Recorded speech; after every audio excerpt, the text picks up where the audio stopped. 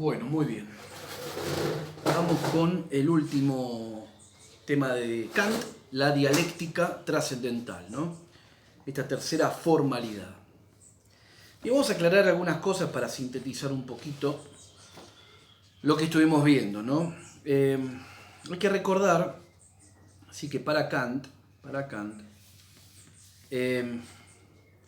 lo que significa las representaciones, es decir, lo que podemos conocer en última instancia, implicaban un contenido, ¿no? Y estructuras a priori. Y acá Kant habla de que estas representaciones tienen que tener los dos elementos, ¿no? Algo que puedo representarlo quiere decir algo que lo estoy conociendo, Por eso las representaciones pueden ser, entonces, de dos grandes modos, como intuiciones y como conceptos. Las representaciones como intuiciones, o sea, podemos tener intuiciones empíricas e intuiciones puras. Cuando Kant habla de puro, se está refiriendo solamente al elemento a priori sin un contenido. Por lo tanto, las intuiciones puras, intuición que es algo que conozco inmediatamente, algo que se me viene inmediatamente, directamente, teníamos que las intuiciones tienen que ver con la sensibilidad en este caso, ¿no? Intuiciones puras, en la sensibilidad tenemos el espacio y el tiempo. O sea, puras en el sentido de que son estructuras a priori de la sensibilidad sin ningún tipo de contenido. Pero teníamos las intuiciones empíricas, que son las impresiones, ¿no? Esta intuición empírica, que de la impresión, son las impresiones que vienen de la realidad, cuando están unidas con las categorías de espacio y tiempo, ¿no? Generamos esta intuición empírica, ¿no? O sea, son las sensaciones caóticas que me vienen del mundo, es un contenido que le aplico justamente estas categorías a priori de la sensibilidad y estas intuiciones puras que vendrían a ser el espacio y el tiempo, que ordenan justamente a estas sensaciones caóticas. Por otro lado, los otros tipos de representación son los conceptos, ya no son intuiciones, sino los conceptos. Al no ser intuiciones ya hay una mediación en torno a esto, una mediación.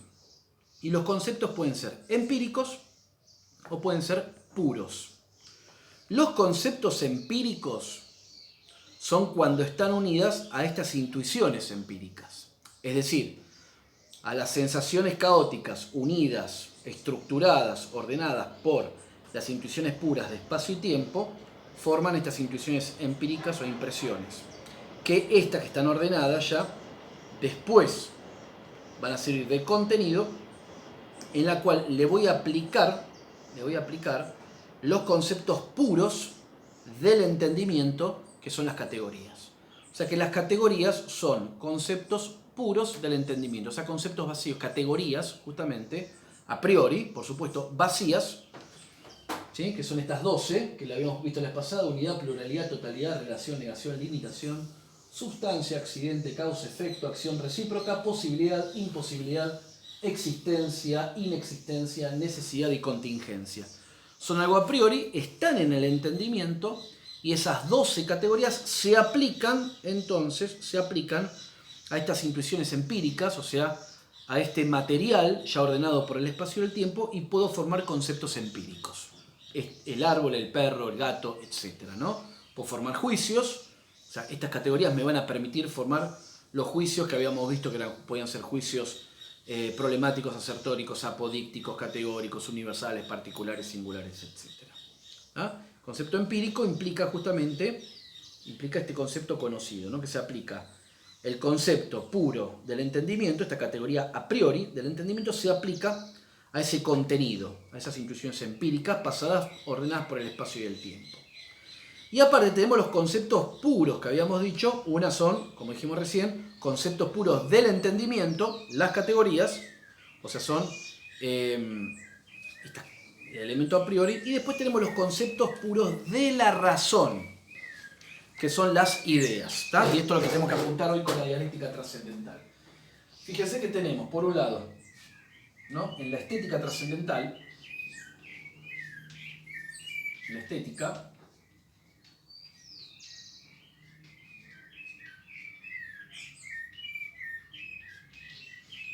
en la estética trascendental tenemos la analítica,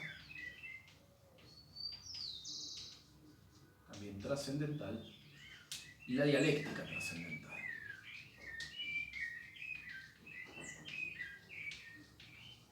¿Ah? En la estética trascendental tenemos el análisis de la sensación. ¿Ah? Y la posibilidad de que haya conocimiento sensible, que es el elemento a priori, tenemos el tema del espacio y tiempo. O sea, es lo que posibilita, justamente lo que hace posible la sensación. En la analítica trascendental se va a referir al entendimiento. ¿Sí? Y acá teníamos las categorías. Estas de acá. ¿Sí? Que las categorías dijimos que son, entonces, las categorías hemos dicho son conceptos puros del entendimiento, ¿no? Con los conceptos puros del entendimiento. O sea que el entendimiento por medio de las categorías se aplica, se actúa sobre la sensación. Y recuerden que de la sensación, ahí tenemos el mundo, pero no el mundo como totalidad, sino justamente el tema de ciertas sensaciones caóticas que vienen de afuera, ¿no?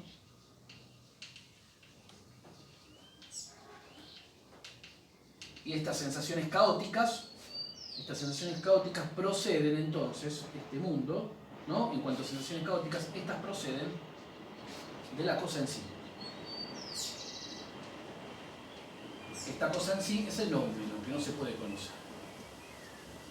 Bien, fíjense que el entendimiento actúa sobre las sensaciones y acá podemos formar entonces los conceptos empíricos.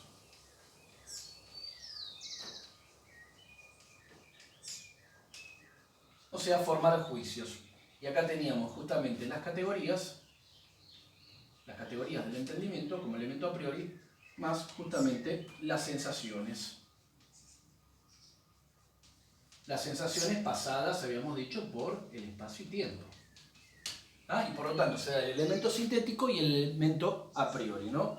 Porque hay un contenido que va a ser representado, por eso hay representatividad, acá se representa una realidad. En la dialéctica trascendental, acá tenemos ya no el entendimiento, sino la razón. La razón. Y la razón va a tener justamente conceptos puros que van a ser las ideas. La razón vamos a tener las ideas puras.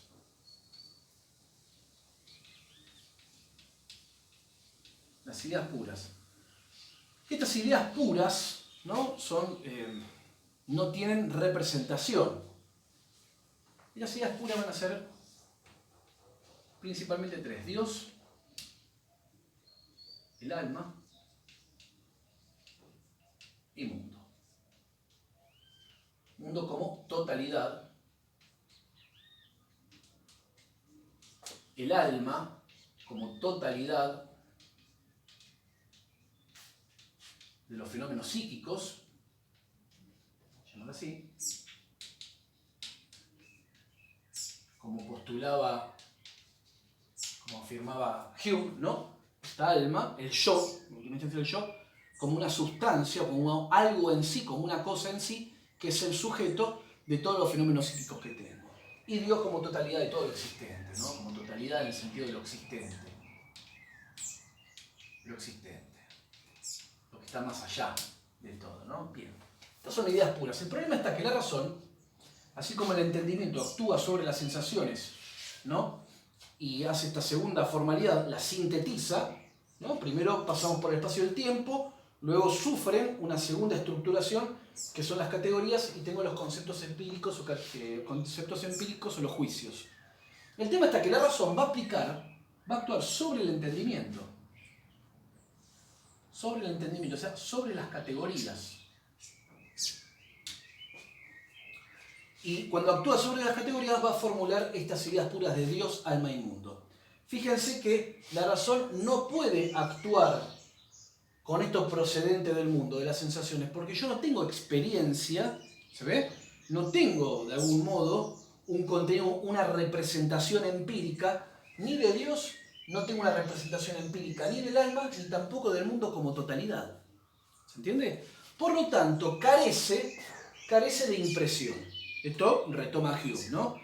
En la idea de Dios no tengo ninguna representación, o sea, no hay ninguna impresión que le corresponda, lo mismo que la del alma y lo mismo que la del mundo como totalidad.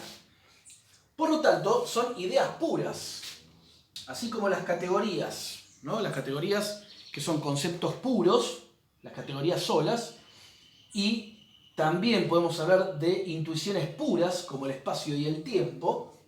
Esto es puro, puro y puro, o sea, son a priori. Las ideas puras, Dios, alma, mundo, categorías, espacio y tiempo son a priori, están en el sujeto.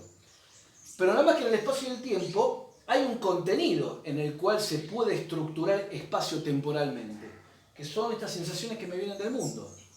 Y el entendimiento de esta categoría, que es a priori, también puede aplicarse y ordenar a estas sensaciones ya estructuradas por el espacio y el tiempo, y así forman los conceptos empíricos. Árbol, perro, cuando pusimos el ejemplo del juicio de el árbol se cae y va a romper justamente la mesa, etcétera, etcétera, etcétera.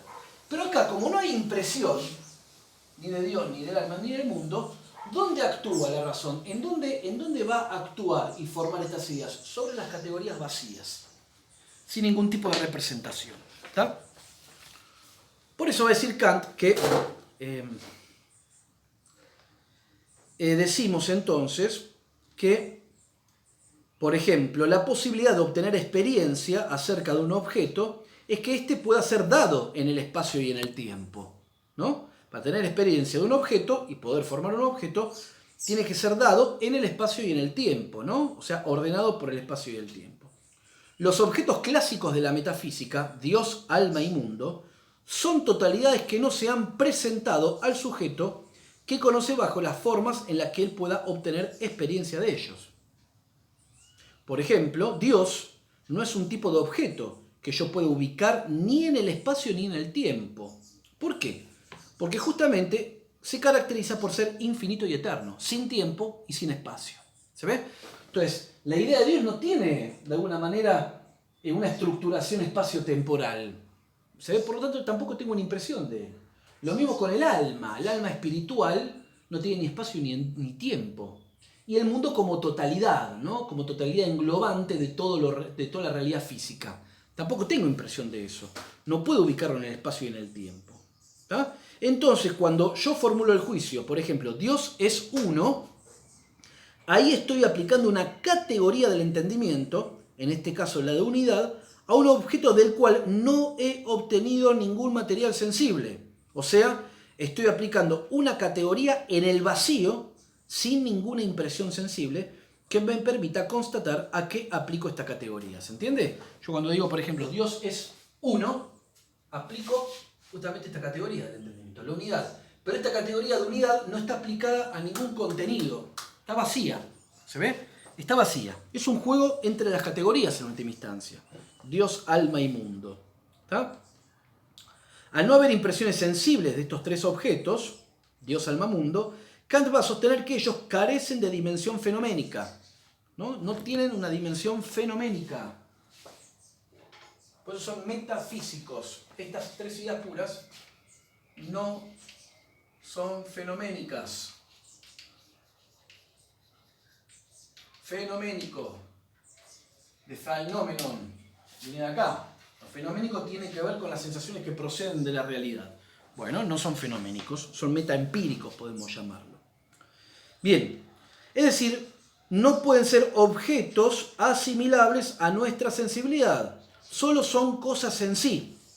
Y como Kant ha establecido que solo podemos conocer los objetos en tanto nos son dados, o sea, en tanto fenómenos, estas nociones a las que la metafísica ha intentado acceder no son en realidad factibles de ser conocidas, ya que no podemos conocer los objetos tal como son en sí mismas.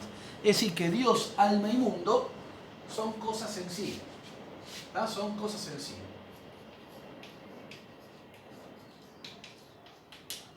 Y si son cosas en sí, son números. Algo incognoscible. No puedo entrar, se ve, no los puedo conocer.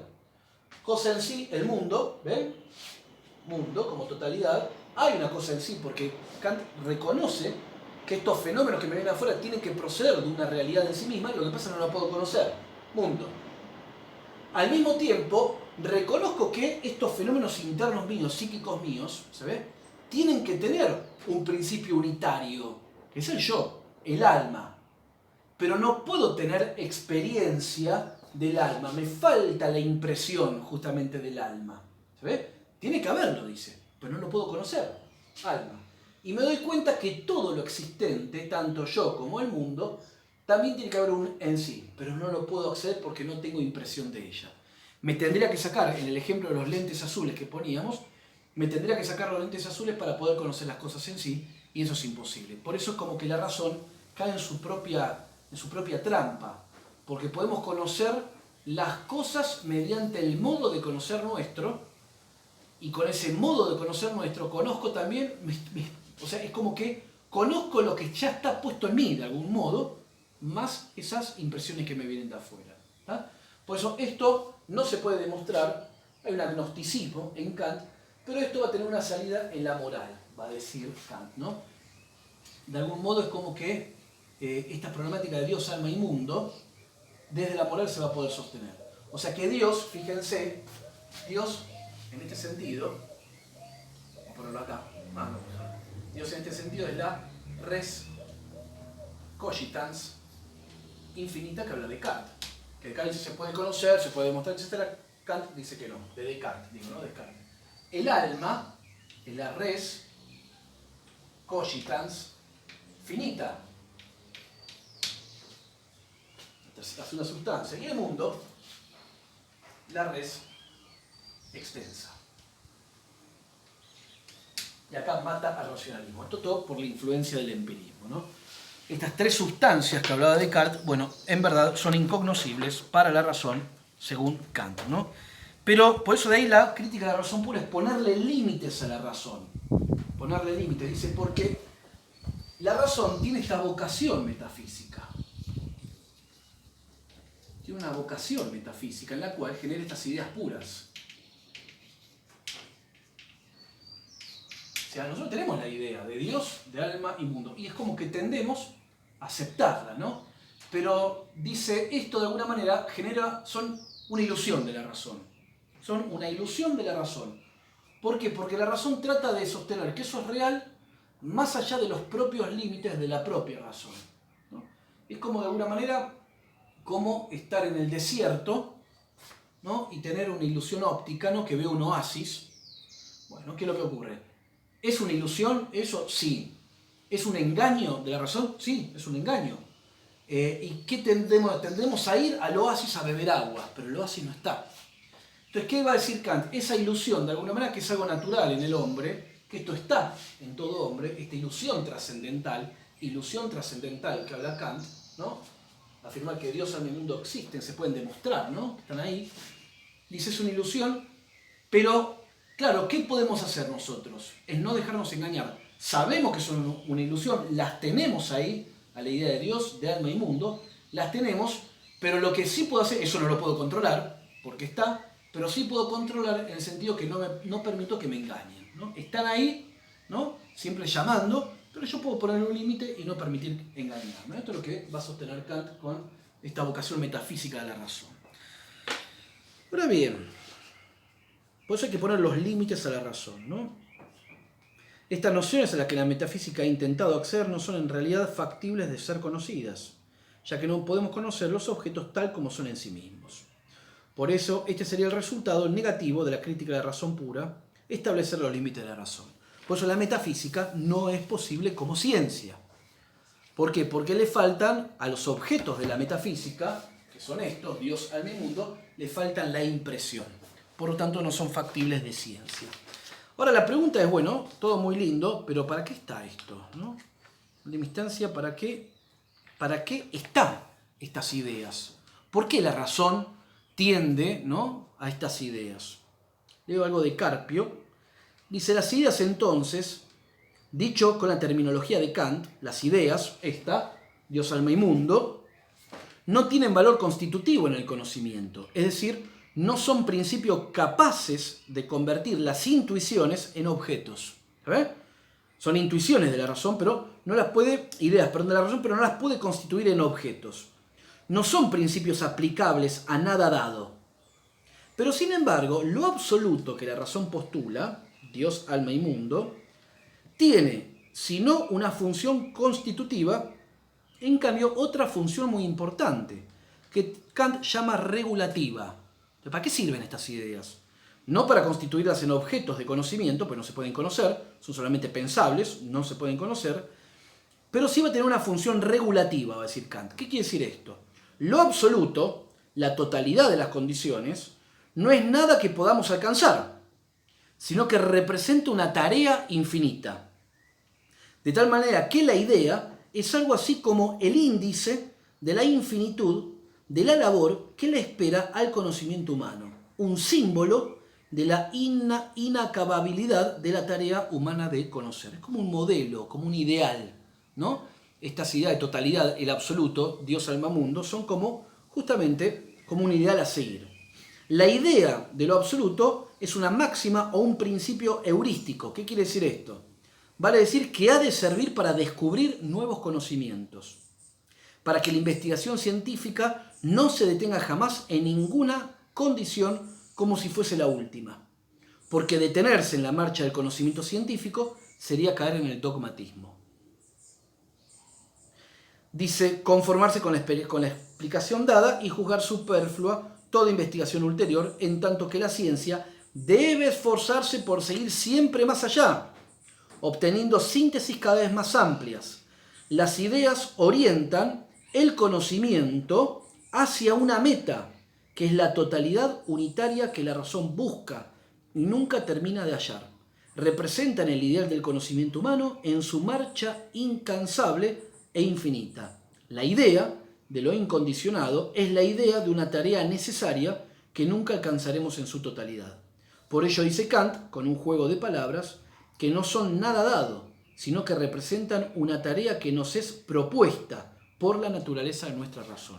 Es decir, esta vocación metafísica de la razón, y en de encontrar lo absoluto, ¿por qué está? No porque podamos conocer esto en sí mismo, sino como esto es algo absoluto, implica de alguna manera como un motor, un estímulo, ¿se ve?, para seguir investigando, para ir acercándonos, aunque nunca lo vamos a comprender. Es de alguna manera lo que estimula al conocimiento a tratar de seguir investigando y cada vez ir más allá y seguir, sin poder conocerlos en sí mismo. Bien, hasta acá Kant. Faltaría la moral, pero no vamos a llegar por cuestiones de tiempo. Así que dejamos esto acá, ¿tá?